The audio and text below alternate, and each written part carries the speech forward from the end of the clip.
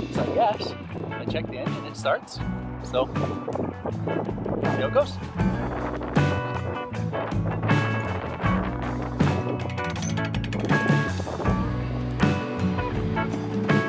There's a lot of big rocks at this boat launch, so I just want to have a look at where I'm going here.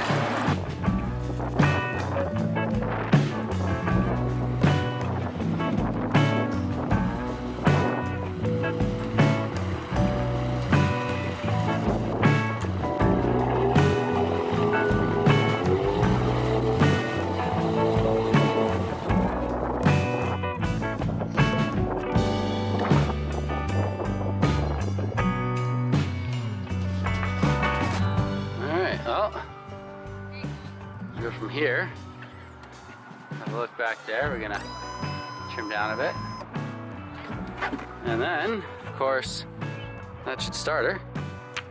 Nope, gotta put this into like, there we go.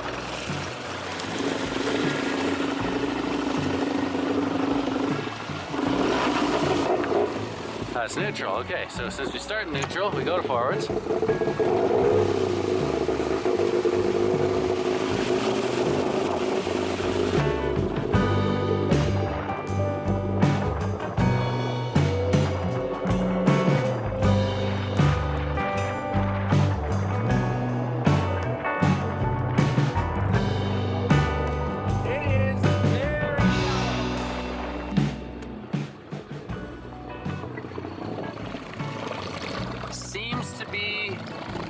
Trimmed out quite a bit there.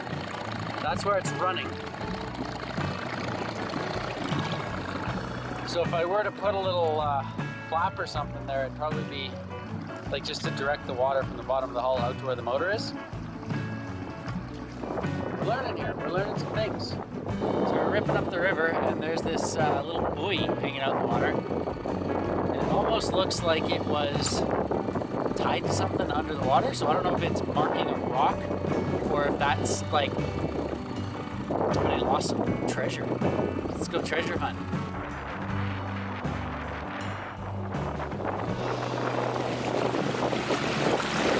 It was my guess. It's not a pipeline. What's the top of it look like here? It's actually pointy. It's got like a pointy thing facing upriver. I wonder if there's like instruments and data in there at all. Around the other side.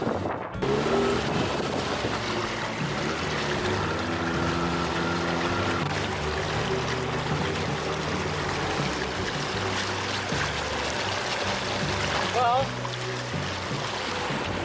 it's got this buoy on it. If any subscribers know, we'll just get zoomed in up there. Try zooming in on that, John.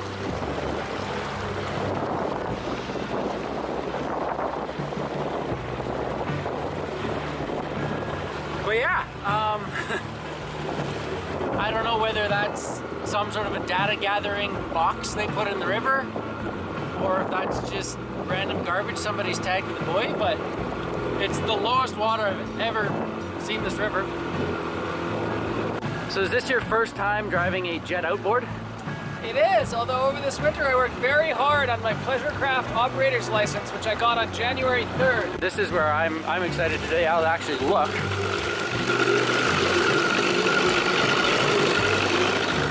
So if we come in right all the way to shore, that's where you can start actually trimming up the engine a little bit, just so that we're not sucking rocks. And then you can put the nose on shore. And then as we come in, your kill switch button is right here. You just press that. Okay. So it's killed the engine, and then basically the front end of this boat is really light. So you can kind of nose it up to shore without it hitting. Wondering if the boat is going to be here when we get back. Hope for the best.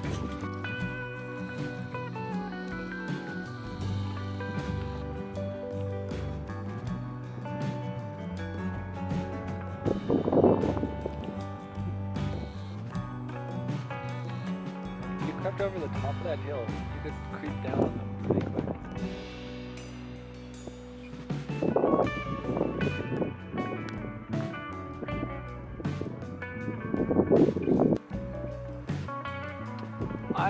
ancestor plants for this green leaf is bearberry. It would have a red berry on it at certain parts of the year. Can you eat that stuff? They could go in like some juices and teas. They're both a useful food plant. I was gonna ask what the difference was between the bearberry and the juniper berry, but that's pretty obvious. That's your juniper. What are those ones that are in like the Silver Springs ravine that are red? Like kinnikinnick. Buffalo berry. This has a red berry. You might be confusing it. So I might have, my dad said this was kinnikinnick when I was like 4 years old. I found the berry. Here and here. All right, what do we got? So that's bearberry. Okay, so this is bearberry. I, for my entire life, have been calling this kinnikinnick. It has 2 names. It might have 3 names. And that's your juniper. Growing right So juniper. nested in with each other.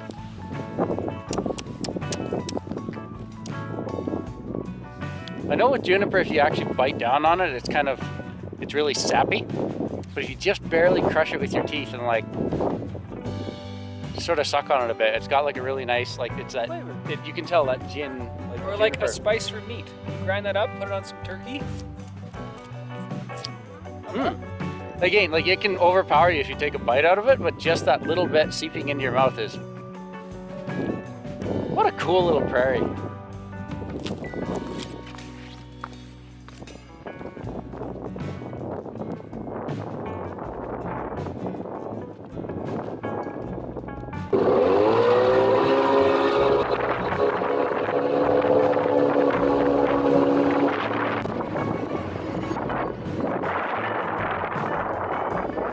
Solid bedrock riffles. And right here, there's even some gravel tucked in there. Oh, there's something in. Let's see if I can get over there. I think that's a pop can.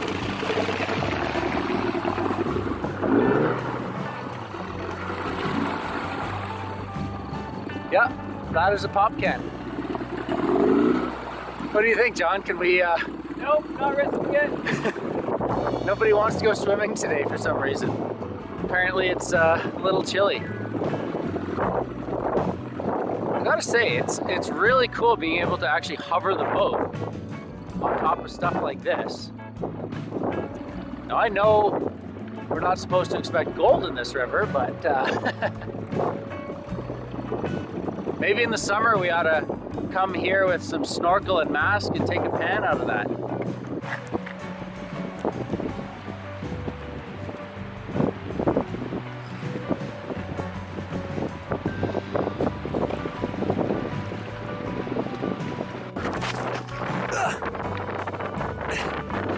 And of course, it's very slippery, so it almost keeps pulling me.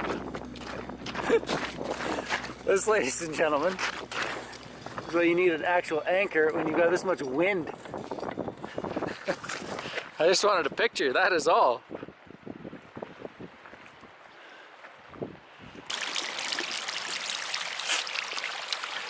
Oh, that is nice.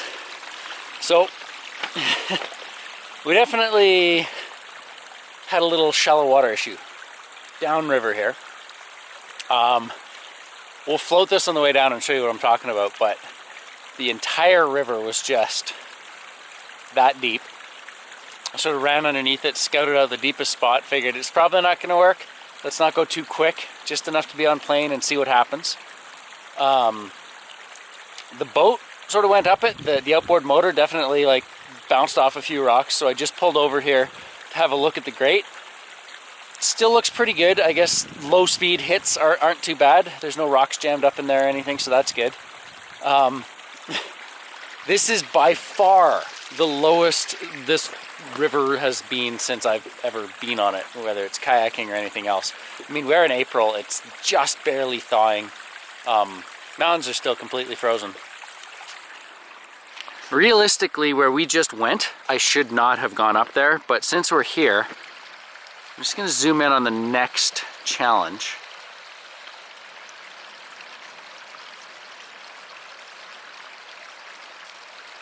It looks to me like that left channel, that's where I took my Sea-Doo up last year.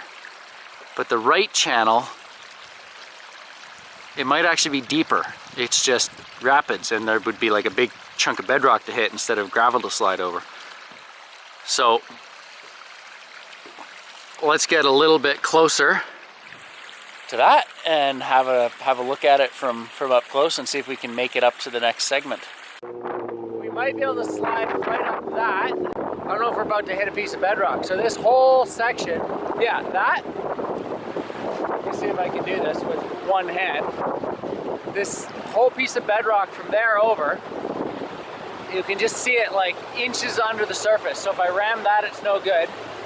This tongue right here, I can make it up the bottom, but I can see, I don't know if you can with the camera, bedrock's just upriver from that, so that's a no. Not without a tunnel on this hull.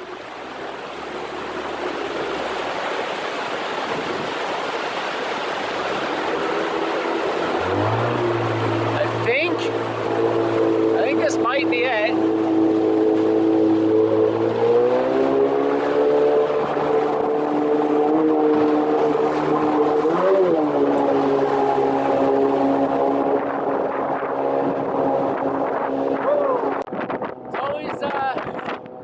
Exciting, but with the Sea-Doo, it's like it happens faster. With the Jon Boat, you can sort of sit still and be shallower and kind of scope those areas out a bit.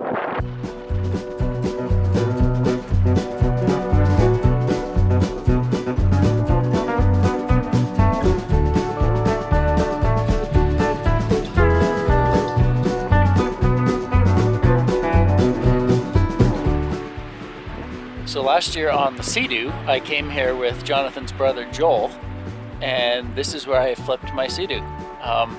Worked out pretty good, but I was a little concerned. Basically, right this narrow channel here where Buddy's fishing, there were, I don't know, like 2.5, 3 foot waves, and I kind of went up to turn downstream, but because as I came downstream, I was sort of going the same speed as the river. I wasn't on plane, and the round Sea-Doo hull going around those waves just tipped us right over.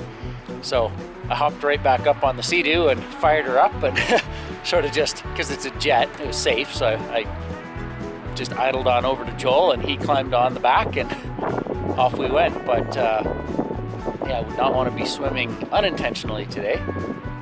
It's amazing how low this river is. I've probably said that many times in this video, but it's really beautiful. Like, the water is so clear, and if you're just idling along, if you hang out on the front here looking down, you can just see the bottom of the river go underneath you. Just a gorgeous day, and seeing spring happen. Right here's something I was a little surprised to see.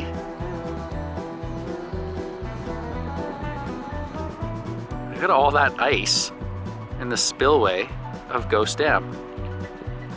So there's definitely some seepage.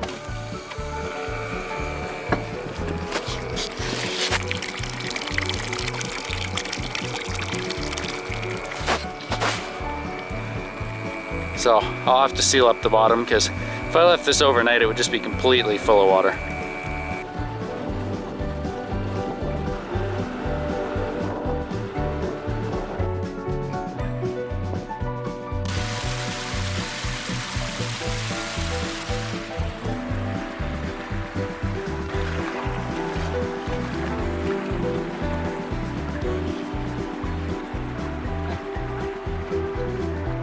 I don't think this is gonna have that nice, hot, sun-warmed effect. Yeah. I was actually expecting a little bit of warm water today, but that is a different scene than last year with the Sea-Doo.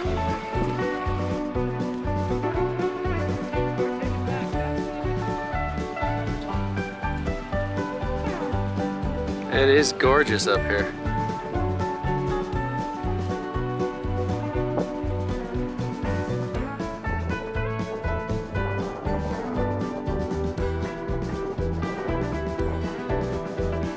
Nice spot.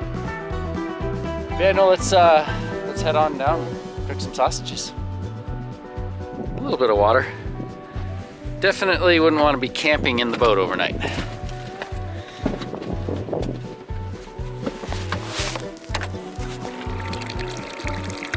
So on the one hand, we've got a little extra weight in the back because that bilge pump keeps getting plugged up with leaves and stuff. And this is the section, the absolute shallowest section of this entire trip that we are approaching here.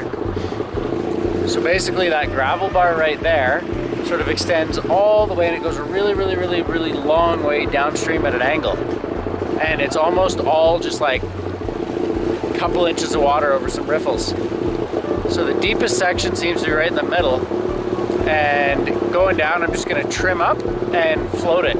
We might sort of, you know, scratch the bottom a little bit, have to push off some rocks, but not worth trying to skim over that without a tunnel. I don't want to smash the intake grate.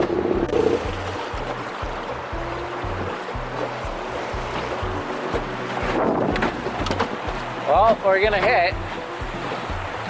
We stay forwards. All right, there you go. If you look at this section, all the way along here, there really isn't a deep section. How did we get up this? We probably came right up here, that section right there. And I think we were just up on planes skimming the surface because that engine bounced up a couple times. Like we were going as slow as I could while being on plane. But yeah, like this is all the way from there. Sorry about the camera, shifting everywhere, to there. Not a single bit of this is deep.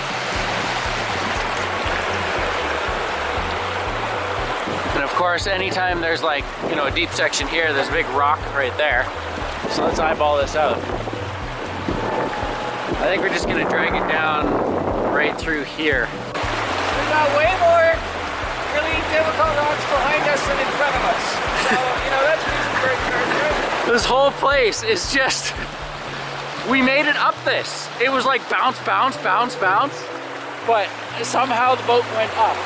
And one thing you gotta learn is going up a river, it's easier to read the river. You can see the rocks easier than when you're going down. And so I must have seen like the one and only deep channel, because I just sort of, in this deep section, I floated up and down there until I found it. And then we hit it at like, not kamikaze speeds, but enough to stay up on plane. And the outboard bounced a few times and we made it up, and I was really surprised. I don't know why I actually tried breaking my boat like that, but I got away with it this time. Anyways, a little bit more to push. It's almost time for a campfire. Woo! I'm pretty sure that's exactly the spot we went up. Yep. Anyways, let's see if this thing will start. I gotta get used to exactly where to put that. Well, I think that was the last really tricky spot. There's still like a lot of bedrock pieces like 3 inches under you gotta keep an eye out for, but gotta keep cycling that bilge pump on and off, and when I get home, I'm gonna clean this boat right out of leaves.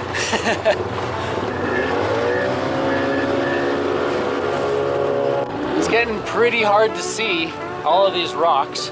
Yeah. With that sun going down. So it's probably time to get off the river, but before we can actually get off the river, we need to do a real quick fire. Let's just wait till I turn this camera around. Check this out. To look at this island in the middle of the river. Perfect place.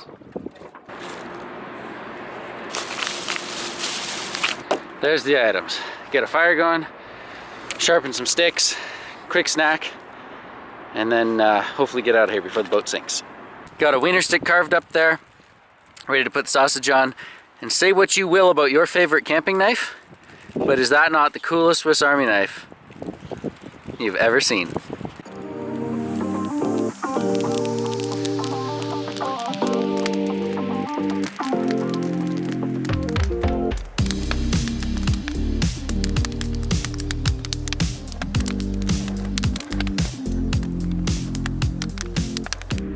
It's using all natural materials. Very impressive. Yeah, cool spot. And it's not like a maintained site out here, it's just pick up after yourself, clean up your own garbage and people that use it. That tomato without salt and then the salt of the sausage.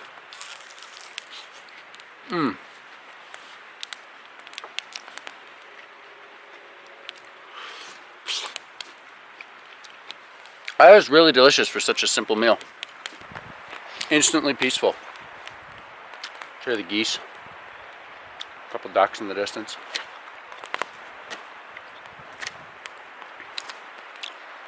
Definitely one of my favorite spots. I lost the integrity of my stick. Ow. Who goes on a boat without a knife? Not me.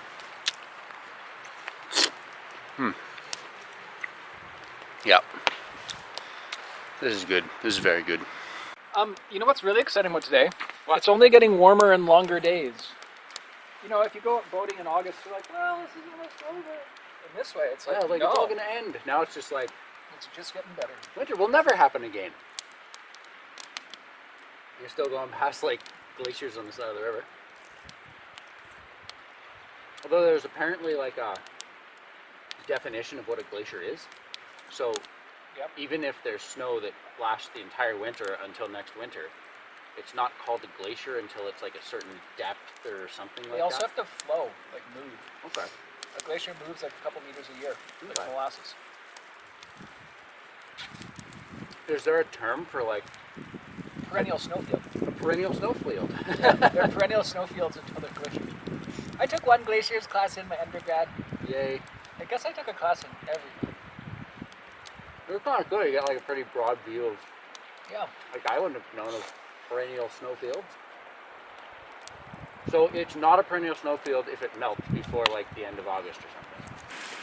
That boat will be a, I'm not quite as, I guess my expectations were, oh, Jon Boat, that'll be like the flattest water machine in the world, but going from a Sea-Doo to this, sitting at rest, it maybe cuts your draft in half.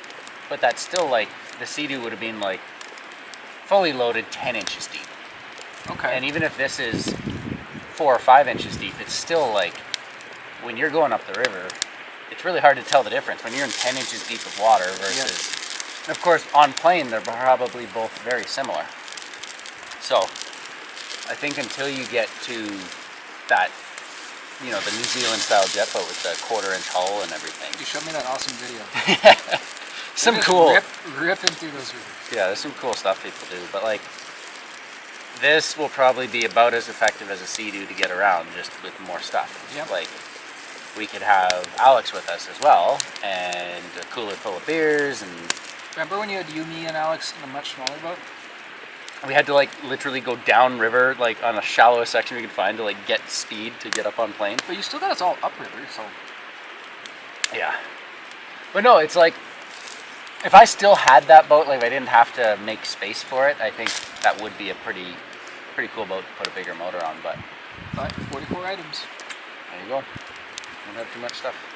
So wait, what eventually became of it? Did you cut it up? I ended up selling it, like basically for the, it turned into like a free learn to weld experiment. So I what I paid for it in materials, I sold it for. And of course I spent many hours. I think I went through like 5 80 cubic foot tanks of argon, like welding and learning to weld. And but it was a 1/4-inch, sorry, not a 1/4-inch, it was an 1/8 inch thick hull. Yep. And it was actually pretty sturdy. This is like 0.063 as opposed to 0.125.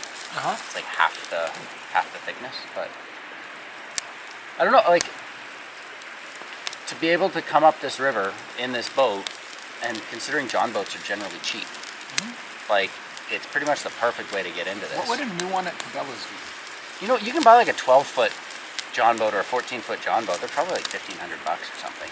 And there's like this one's actually a little more substantial. It's got the high sides. Yeah. So when we were just like not on plane, just putzing through those rapids, you'd be screwed in a like low-sided boat. Like this gives you at least an extra 6 inches of freeboard. But no, it's like it's gonna be cool to use for the summer, and just like everything else, it's not perfect. Like I always have this idea of, oh, what's the dream boat, and if only I had X dollars and yeah, it's not if only I had. It's like this is what I have.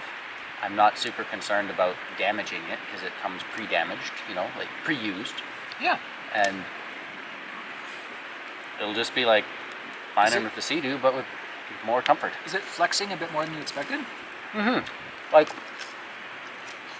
I think they actually just do that because if it didn't flex, it would snap, right? Like it's just like a super efficient way to build a shell of a boat in the Well, lightest looking at possible the package. ribs, they're like, that's a pretty cool design. Yeah. I'm sure you've seen YouTube videos of like wood boat building, like old school, like in Africa. Mm-hmm. It's like, holy shit, you have to really understand wood and expansion and contraction and flexing and grains of wood. But that's just because they probably built shitty boats for 1,000 years and people died. And then for 1,000 years they're like, huh, if you build it with this limb of this tree in this orientation, people die. Well, some of those like Columbus boats, like across the freaking Atlantic Ocean. Oh, wood. With like sextants to be like, oh, what's our latitude? Yeah, but also how many sunk? Well, and then think of naval battles when it was wooden ships. Like you got your cannons, and they've got their cannons. You're like, okay, let's do this. So now that I have 2 boats, anything over 1 boat is like a fleet of boats. Mm-hmm. But speaking of cannons, if I put like a water cannon on this boat and like a little squirt gun on the Sea-Doo, do I then have an armada? Yes. And I think that would make another great YouTube video. Kyle's armada. The gold mining armada. Anyways. No, it'll be good. I gotta seal up the hole in the bottom, and I think once that bilge pump can actually do its job and not get plugged up with leaves. It'll be interesting to see how full it is when we go back down there. What, you think there's a small leak in the hull? Well, just all the rivets, there's like, I don't know. I have a baler as well, so we can dump out much before we go. If each rivet leaks like 5 drops a minute. It very well could have been like smashing whatever it is I smashed on the way up. There might be like a little crack that's opened up down there. Well, we didn't waste 1 minute of daylight today. Nope. And I think it's a great test. Well, I think I will leave this stick conveniently for the next person. And even though this is like surrounded by nothing but dirt and there's like nothing flammable anywhere close to this, I will grab my baler and just Douse it? yeah, give it a quick douse. Smokey the Bear would be proud of you. Smokey the Bear. Unless we both have super full bladders, we can pee on it. Also, help yourself to the canteen that's hopping around in there. Oh, I've got my water filter. You want to drink straight from the river? So this is like my new experiment. The only issue with this filter is you can't let it freeze. But it's basically like you just suck through a straw and there's all this stuff. It filters. Can it freeze when it's dry? No. No, like if you dried it out, it'd be all right. But I think with it being wet, if it was the winter, you'd have to keep it in a pocket. But no, I got to fill this up and drink some river water because it doesn't add any chemicals or flavor or anything. It's just like drink the water and don't worry about beavers that are pooping in it. So that's what you're going to do a 35K run with? Yeah, I basically just have this and cross enough creeks and pretty cool try. Thank you for smokies. So this thing's pretty great. You basically just unscrew the cap, scoop it full of water, and then look how fast water comes out.